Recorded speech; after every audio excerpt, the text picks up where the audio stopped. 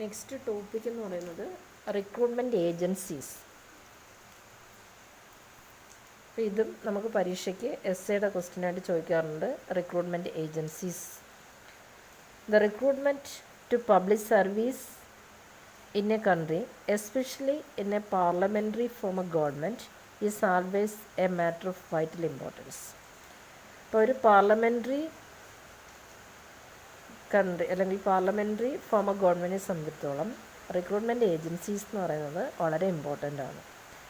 Such a recruitment must not be made from the point of view of a party interest. For such a system will affect the efficiency and continuity in public service. അപ്പോൾ ഒരിക്കലും രാഷ്ട്രീയ സ്വാധീനം നമ്മുടെ recruitment ഏജൻസിക്ക് ഉണ്ടാകാൻ പാടില്ല.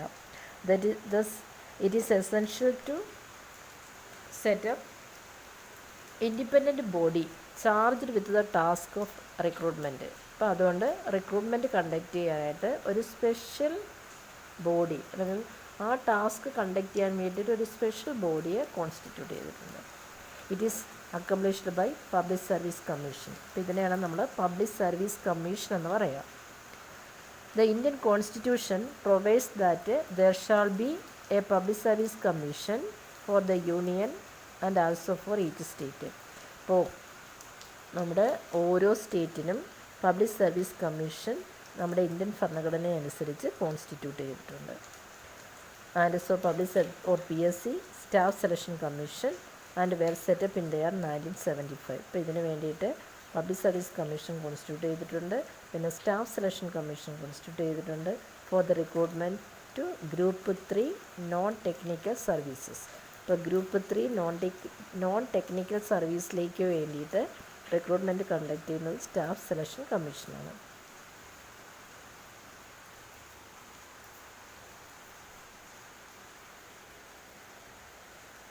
The union public service commission. ഇനി നമ്മൾ പഠിക്കുന്നത് എന്താണ് union public service commission. For the first time in India the government of India act 1919 made a reference to the establishment of a public service commission. അപ്പോൾ ഒരു public service commission വേണമെന്ന് demand ചെയ്യുന്നത് നമ്മുടെ government of India act 1919 പ്രകാരമാണ്. And subsequently the Lee Commission in their 1926 laid emphasis upon the need of an independent public service commission. ഇപ്പോൾ ഒരു independent public service commission കൂടുതൽ പ്രാധാന്യം അല്ലെങ്കിൽ കൂടുതൽ ഊന്നൽ നൽകിയത് ലീ കമ്മീഷൻ്റെ ബേസിലുമാണ് 1926. Finally the central public service commission known as public service commission of India was set up in the year 1926 four all India higher service. അപ്പോൾ ആൾ ഇന്ത്യ ഹയർ സർവീസിലേക്ക് വേണ്ടിയിട്ട് റിക്രൂട്ട്മെൻറ്റ് കണ്ടക്ട് ചെയ്യാൻ 1926 നമ്മുടെ സെൻട്രൽ പബ്ലിക് സർവീസ് കമ്മീഷൻ അല്ലെങ്കിൽ union public service commission നിലവിൽ വന്നത്. ഇനി constitution and functions of the commission. അപ്പോൾ ഇതിൻ്റെ ഘടന എങ്ങനെയായിരിക്കും, അതുപോലെ തന്നെ ഫങ്ഷൻസ് എന്തൊക്കെയായിരിക്കും. The constitution and functions of the service commission very widely in India. The members of the union public service commission are appointed by the president. എപ്പോഴും പരീക്ഷയ്ക്ക് ചോദിക്കാറുള്ളൊരു ക്വസ്റ്റ്യനാണ്. നമ്മുടെ പബ്ലിക് സർവീസ് കമ്മീഷൻ്റെ മെമ്പേഴ്സിനെ അപ്പോയിൻറ്റ് ചെയ്യുന്നത് ആരാണ്? As a president of India. And the state commissions by the governor. ഇപ്പോൾ state അല്ലെങ്കിൽ PSCയിലേക്ക് അപ്പോയിൻമെൻറ്റ് നടത്തുന്നത് ഗവർണറും യൂണിയൻ പബ്ലിക് സർവീസ് കമ്മീഷനിലേക്ക് അപ്പോയിൻമെൻറ്റ് നടത്തുന്നത് പ്രസിഡൻറ്റും ആയിരിക്കും. The president and the respective state governor also fix the number of the respective commission. ഇപ്പോൾ പ്രസിഡൻറ്റും അതുപോലെ തന്നെ ഗവർണേഴ്സുമാണ് ഒരു കമ്മീഷനിൽ എത്ര മെമ്പേഴ്സ് ഉണ്ടായിരിക്കണമെന്ന് ഫിക്സ് ചെയ്യുന്നത്. Which varies from 6 to 8 in the case of union public service commission and 3 to 4 in the case of state public service commission. നമ്മുടെ യൂണിയൻ പബ്ലിക് സർവീസ് കമ്മീഷൻ്റെ മെമ്പേഴ്സ് 6 മുതൽ 8 വരെയും സ്റ്റേറ്റ് പബ്ലിക് സർവീസ് കമ്മീഷൻ്റെ members 3 or 4 ആയിരിക്കും. 2 or more state may agree to appoint a joint public service commission for them. ചിലപ്പോൾ 2-3 സ്റ്റേറ്റുകൾ ഒരുമിച്ച് നിന്നുകൊണ്ട് ഒരു സ്റ്റേറ്റ് പബ്ലിക് സർവീസ് കമ്മീഷനും രൂപീകരിക്കാറുണ്ട്. ആർട്ടിക്കിൾ 313 അതായത് 313 subsection 1 of the Indian constitution provides for the union public service commission. ഇനി union public service commission വേണമെന്ന് പറയുന്നത് നമ്മുടെ ഇന്ത്യൻ ഭരണഘടനയുടെ ആർട്ടിക്കിൾ 313 സബ്സെക്ഷൻ 1 വരെയാണ്. The following constitutional provisions are provided. First one is, members shall be appointed for a fixed term of 6 years or until they achieve the age of 65. എപ്പോഴും നമുക്ക് P S സിക്ക് ചോദിക്കുന്ന ക്വസ്റ്റ്യനാണ്.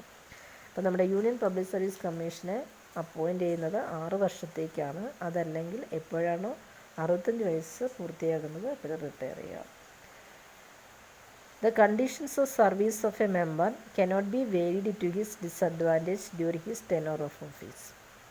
But the conditions of service of a member cannot be varied. Vary ചെയ്യാൻ പാടില്ല to his disadvantage during his tenure of his office. ഇനി third one is, removal of a member can take place by an order of the president or certain specific ground in consultation with the Supreme Court. ഇനി നമുക്ക് duration മുമ്പ് അല്ലെങ്കിൽ duration complete ചെയ്യുന്നതിന് മുമ്പ് ഒരു മെമ്പേഴ്സിനെ നമുക്ക് remove ചെയ്യണമെങ്കിൽ അതിൻ്റെ ഓർഡർ പ്രസിഡൻറ്റ് ഓർഡർ പാസ്സാവുകയും അതുപോലെ തന്നെ സുപ്രീം കോർട്ടുമായിട്ട് കൺസൾട്ട് ചെയ്തിട്ട് മാത്രമേ റിമൂവൽ അല്ലെങ്കിൽ ഒരു മെമ്പറിനെ നമുക്ക് തൽസ്ഥാനത്ത് നിന്ന് മാറ്റാൻ സാധിക്കും. ഇനി functions of union public service commission.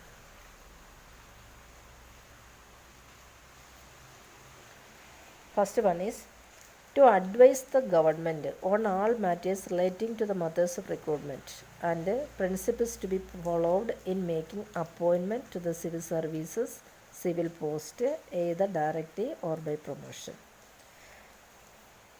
നമ്മുടെ ഗവൺമെൻറ്റിന് അഡ്വൈസ് കൊടുക്കുന്നു.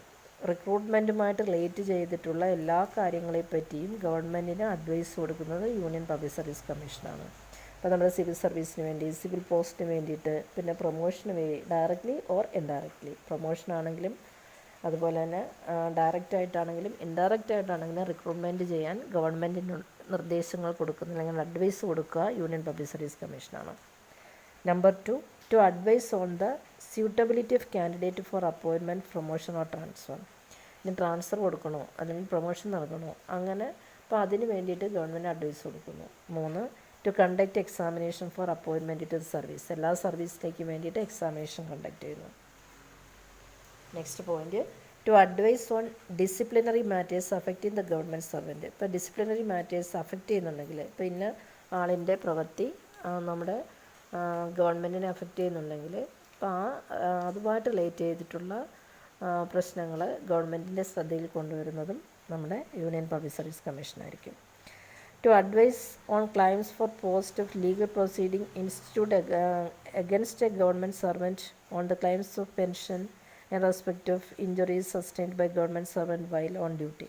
ഇപ്പോൾ ഡ്യൂട്ടിയിലാകുന്ന സമയത്ത് വല്ല ഇഞ്ചുറിയോ അല്ലെങ്കിൽ പരുക്കോ അപ്പോൾ അങ്ങനെ എന്തെങ്കിലും പറ്റിക്കഴിഞ്ഞാൽ അവർക്ക് ആവശ്യമായിട്ടുള്ള കോമ്പൻസേഷൻ എല്ലാം ഗവൺമെൻറ് പ്രൊവൈഡ് ചെയ്യണമെങ്കിലും അതിനാവശ്യമായിട്ടുള്ള അഡ്വൈസ് നമ്മുടെ union public service commission provide ചെയ്യുന്നുണ്ട്. So any matter especially referred to them by the president or the governor. അപ്പം any matter specially referred to them by the president or the governor. ഇപ്പോൾ ഗവർണറാണെങ്കിലും അതുപോലെ തന്നെ president ആയാലും special matters എല്ലാം refer ചെയ്യുന്നത് ഒന്നുകിൽ അല്ലെങ്കിൽ പ്രസിഡൻറ്റിൻ്റെയോ അല്ലെങ്കിൽ ഗവർണറുടെയോ നിർദ്ദേശപ്രകാരമായിരിക്കും. To present annual report to the president within the recommendation, with its recommendation. അതുപോലെ തന്നെ ആനുവൽ റിപ്പോർട്ട് സബ്മിറ്റ് ചെയ്യുന്നത്, പ്രസിഡൻറ്റിന് ആനുവൽ റിപ്പോർട്ട് സബ്മിറ്റ് ചെയ്യുന്നതും നമ്മുടെ യൂണിയൻ പബ്ലിക് സർവീസ് കമ്മീഷനായിരിക്കും.